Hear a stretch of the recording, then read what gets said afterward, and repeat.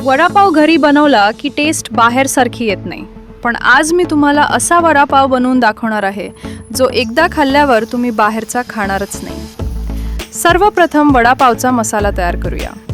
तव्यावर तेल गरम करा, त्यात जिरे, धणे, लसूण आणि हिरव्या मिरच्या घालून परता। आता कोथिंबीर घालून पुन्हा परता आणि हे मिश्रण मिक्सरमध्ये वाटून घ्या। आता उकडलेले बटाटे घ्या आणि व्यवस्थित स्मॅश करा।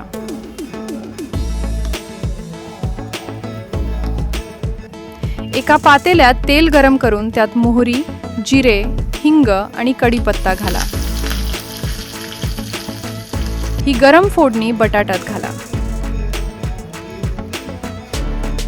आता त्यात तयार वडापाव मसाला, हळद, मीठ आणि कोथिंबीर घालून सगळं एकजीव करा आणि वडे तयार करा। आता हिरवी चटणी तयार करूया। मिक्सरमध्ये कोथिंबीर, पुदिना, मिरची, लसूण, मीठ आणि लिंबाचा रस घाला आणि 2 बर्फाचे तुकडे घालून स्मूथ वाटून घ्या।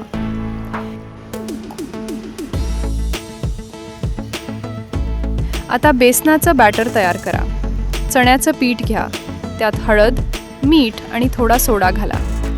पाणी घालून स्मूथ बॅटर बनवा, ना खूप पातळ ना खूप घट्ट।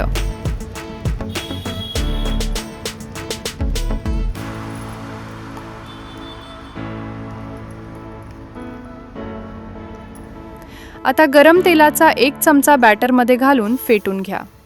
आता बटाट्याचे वडे बॅटरमध्ये डिप करा आणि गरम तेलात सोडा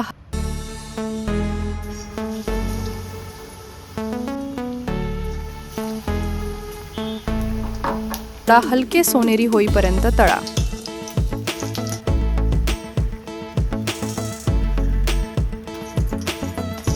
आता सुकी चटणी तयार करूया। बेसनाचे छोटे गोळे तेलात सोडा आणि हलके सोनेरी होईपर्यंत तळून घ्या।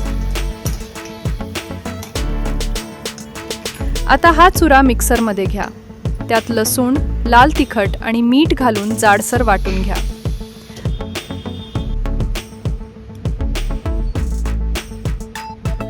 आता प्लेटिंग करूया। पावळा हिरवी चटणी लावा, सुकी चटणी लावा, वडा ठेवा आणि सोबत मिरची ठेवा। बस, क्रिस्पी, स्पायसी आणि एकदम स्ट्रीट स्टाईल वडापाव तयार।